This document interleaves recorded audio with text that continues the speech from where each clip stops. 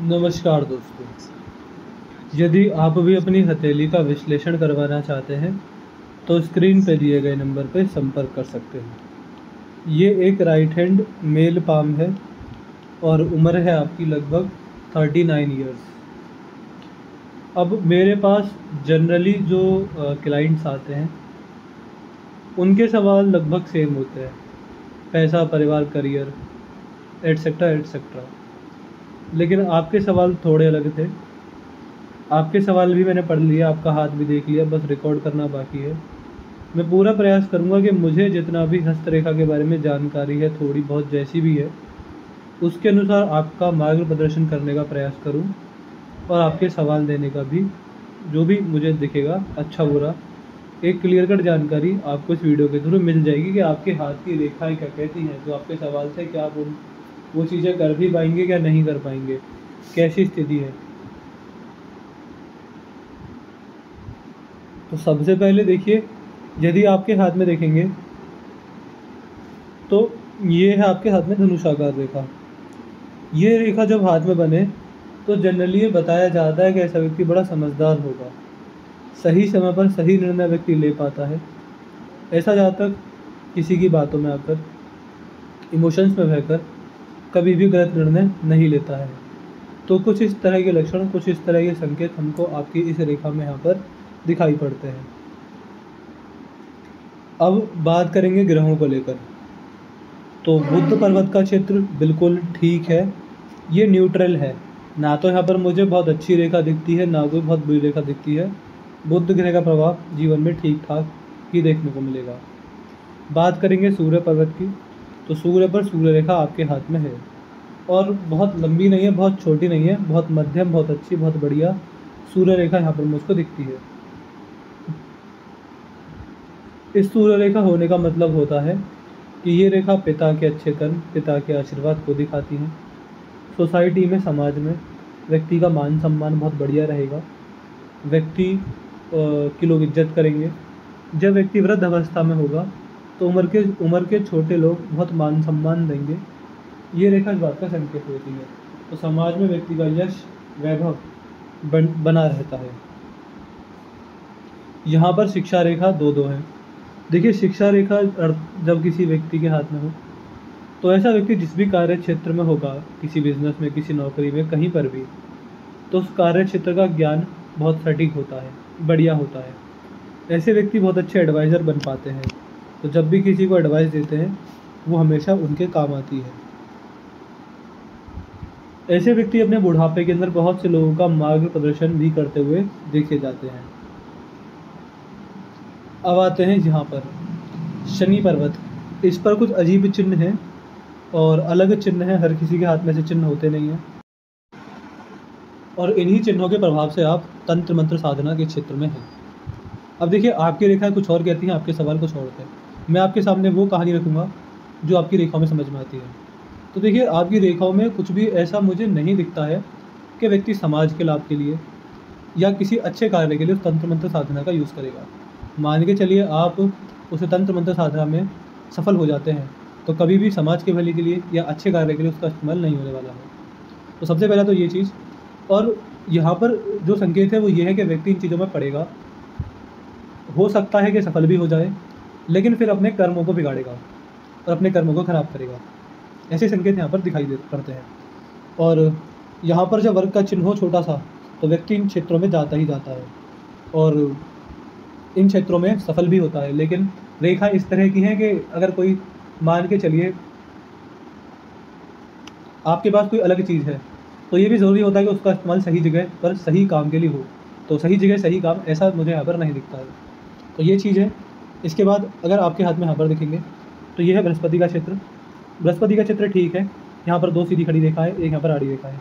बृहस्पति पर्वत पर जब ऐसी रेखा हाथ में होती है तो व्यक्ति का जो परम उद्देश्य होता है जीवन का, वो होता है समाज सेवा। ऐसे व्यक्ति जितनी ज़्यादा समाज सेवा करेंगे, व्यक्ति को उतना ही लाभ जीवन काल में देखने को मिलेगा। तो समाज सेवा व्यक्ति के लिए सर्वोपरि होनी चाहिए। समाज सेवा से ही व्यक्ति जीवन में आगे बढ़ता है और समाज सेवा से व्यक्ति अपने जीवन को सफल करता है। इस रेखा के द्वारा ये बताया जाता है कि परमात्मा ऐसे व्यक्ति को जरिया बनाकर बहुत सारे गरीब लोगों का, असहाय लोगों का भला करना चाहते हैं। जो कि व्यक्ति को आगे चल के करना भी चाहिए, लेकिन रेखा हाथ में ऐसा नहीं कहती हैं कि व्यक्ति ऐसा करने वाला है। अब देखिए इसके बाद आते हैं मंगल पर। यह है मंगल पर्वत। यहाँ पर बहुत सारी मंगल रेखाएं जो कि व्यक्ति की रोग प्रतिरोधक क्षमता को अच्छा करती हैं। मंगल पर जब ये रेखा हो तो व्यक्ति प्रॉपर्टी में इन्वेस्टमेंट करे तो अच्छा रहता है। व्यक्ति संपत्ति बढ़ाता है, संपत्ति बनाता है। शुक्र पर्वत पर बहुत सारे जाले बनते हैं जो कि व्यक्ति के जीवन में नेगेटिविटी लेकर आते हैं। यह ओवर थिंकिंग और नेगेटिव थिंकिंग का पूर्ण संकेत होती है। यह रेखा व्यक्ति की गलत आदतें, गलत संगत दिखाती है। इसके साथ साथ जब शुक्र पर जाले बने तो ऐसे व्यक्ति के लिए ये भी बोला जाता है कि ऐसे व्यक्ति को पारिवारिक समस्याएं रहेंगी, ऐसे व्यक्ति को फैमिली प्रॉब्लम्स रहेंगी। पारिवारिक समस्याओं का ये रेखा हाथ में सूचक होती है, तो इस बात का भी व्यक्ति को ध्यान रखना चाहिए। ऐसे व्यक्ति कहीं कभी ना कभी परिवार से किसी न किसी परेशानी, किसी दिक्कत में भी देखे जाते हैं। केतु और राहु का चित्र ठीक है। चंद्र पर्वत हाथ में बढ़िया है। बाहरी मंगल पर शत्रुओं से हानि नुकसान होने के संकेत हैं। ऐसे व्यक्ति को कभी भी किसी व्यक्ति को कोई अपना सगा संबंधी हो तो अपना बिजनेस, अपना प्रोफेशन, अपना पर्सनल लाइफ से जुड़े डीप डार्क सीक्रेट्स किसी से शेयर नहीं करने चाहिए। व्यक्ति जब भी ऐसा करता है, किसी को कोई गहरी राज की बात बताता है, तो व्यक्ति को फिर उस रिश्ते में धोखा या निराशा मिलती है। तो ऐसी चीज़ें हमको यहाँ पर समझ में आ रही हैं। इसके बाद अगर देखेंगे यहाँ पर, तो मैंने आपके हाथ के ग्रह पर्वत देखे, ग्रहों में जो समझ में आया मैंने आपको बताया। अब आते हैं रेखाओं पर। रेखाएं क्या क्या कहती हैं। अब देखिए रेखाएं जो बोलेंगी हम आपको वही बताएंगे। तो सबसे पहला है आपकी हृदय रेखा। अब मुझे आपकी हृदय रेखा बहुत अच्छी नहीं दिखती है। इस रेखा में 100% समस्या है। ये जो हृदय रेखा बहुत ज़्यादा डल, डार्क और गहरी है। ऐसी हृदय रेखा व्यक्ति के कर्मों के लिए अच्छी नहीं होती है। इसका अर्थ ये होता है कि देखिए, अब कोई व्यक्ति गृहस्थ में है तो सबका उद्देश्य होगा कि ये प्रॉपर्टी खरीदनी, ये पैसा बनाना, ये करना, वो करना। लेकिन हर व्यक्ति का परम उद्देश्य, और जो आपकी रेखाओं के हिसाब से है, वो है समाज सेवा। लेकिन रेखा इसका उल्टा कहती है कि उद्देश्य तो समाज सेवा है, लेकिन व्यक्ति अपना भला करने के चक्कर में कई लोगों से बेईमानी करेगा, कई लोगों को धोखा देगा, कई लोगों की हाय लेगा, कई लोगों की बद्दुआ लेगा और कुछ बुरे कर्म करेगा। ऐसे कर्म जो नहीं करने चाहिए। बाद में कभी शीशे में देखें तो अपनी नज़रों से नज़रें ना मिला पाएँ। इस तरह के लक्षण, इस तरह के संकेत मुझे आपकी इन रेखाओं में यहाँ पर समझ में आते हैं। तो ध्यान रखिएगा, आपके हाथ की जो ये हृदय रेखा है हमको ये चीज़ें आपके बारे में बताती है। इस रेखाओं को देखते हुए व्यक्ति को ये भी बोला जाता है कि जितना ज़्यादा हो सके आपका विशेष ध्यान होना चाहिए अपने कर्मों पर।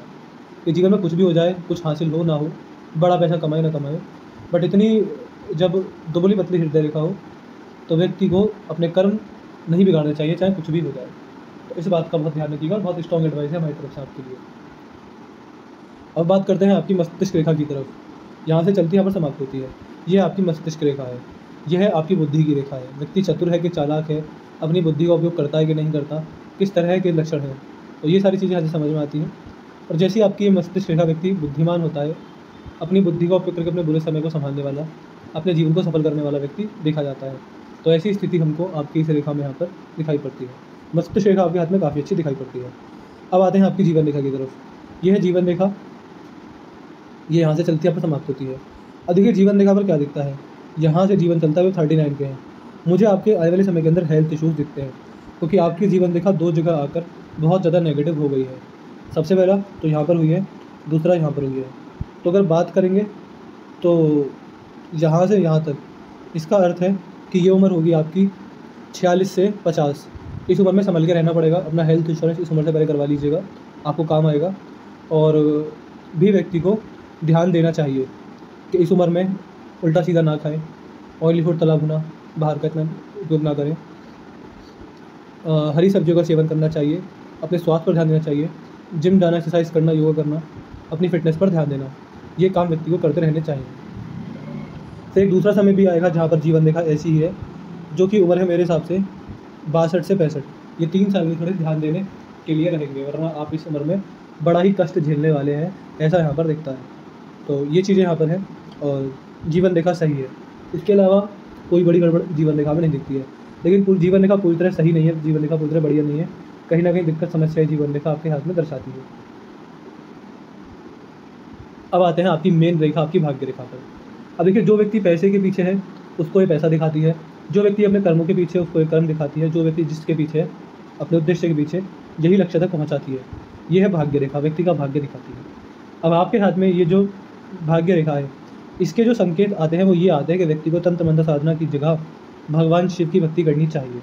भगवान शिव की भक्ति जीवन में असल में जो सुख शांति होती है वो देने वाली रहेगी। व्यक्ति के जीवन में सद्बुद्धि आएगी, व्यक्ति को अपने जीवन का मूल्य पता चलेगा, व्यक्ति को अपने जीवन में ये पता चलेगा कि मेरा जन्म किस लिए हुआ है, जो कि मुझे तो दिखता है कि समाज सेवा है। तो कुछ हो ना हो, मन में शांति, बुद्धि में भगवान का वास, और व्यक्ति हर बुरे समय में, हर अच्छे समय में भी अंदर से सुखी रहता है, शांत रहता है और भगवान शिव के प्रभाव में रहता है, उनके आशीर्वाद में रहता है, जिस वजह से व्यक्ति के जीवन में कभी भी बड़े कष्ट देखने को नहीं मिलते। तो ये जो आपकी भाग्य रेखा है हमको इस तरह के संकेत दिखाती है कि व्यक्ति को यहाँ ध्यान देना चाहिए। साधना करें तो नाम जप करें, नाम जप की साधना कीजिए, आपके लिए सबसे अच्छा रहेगा। बाकी यह आपने बताया, हाँ आपने एक चीज़ कही थी कि आपको जन्म स्थान से दूर जाने की सलाह दी जाती है।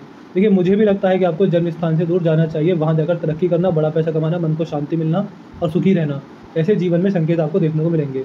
अगर मान के चलिए, मुझे ऐसा लगता है कि अगर आप जन्म स्थान के आसपास ही रहते हैं तो कन्फ्यूजन रहेगी, जीवन में क्लैरिटी नहीं मिल पाएगी, कोई काम सफल नहीं हो पाएगा। तो जन्म स्थान से दूर जाकर रहेंगे तो जीवन अच्छा जाएगा और बढ़िया जाएगा और सुखी रहेंगे।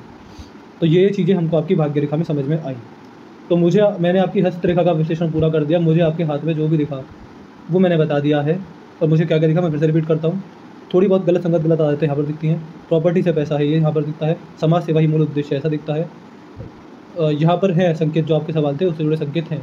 मान सम्मान अच्छा है, कर्म बिगड़ेंगे, भगवान शिव की भक्ति करनी चाहिए, स्वास्थ्य को लेकर दिक्कतें हैं और शत्रुओं से थोड़ी बहुत दिक्कत आपको देखने को मिलेगी। तो ये मुझे आपके हाथ में समझ में आया।